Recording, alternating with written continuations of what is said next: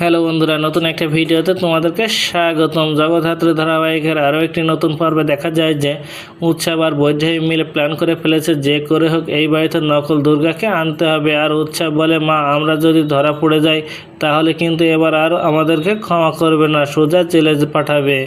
এদিকে সকালে জগদ্ধাত্রীকে ডাক্তারের কাছে নিয়ে যেতে গেলে সেখানে চলে আসে বৈদেহী। বলে, আমি দুর্গাকে খুঁজে পেতে পেপারে নিউজ ছাপিয়েছি। আর এটা শুনে কৌশিকী বুঝতে পারে এরা নতুন করে একটা গেম খেলতে চলেছে।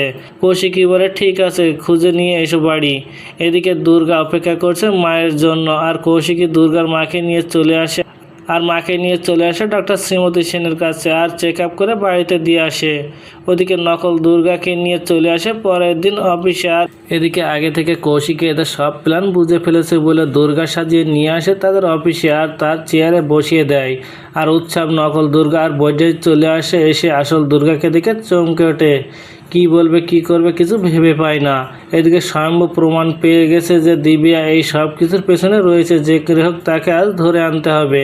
এদিকে কৌশিকী তখন বৈদেহীকে বলে, কি সব প্ল্যান কি মাটি হয়ে গেল? তো বন্ধুরা, কি ঘটতে চলেছে গল্পে এবার জানতে হলে আমাদের সাথেই থাকুন। ধন্যবাদ।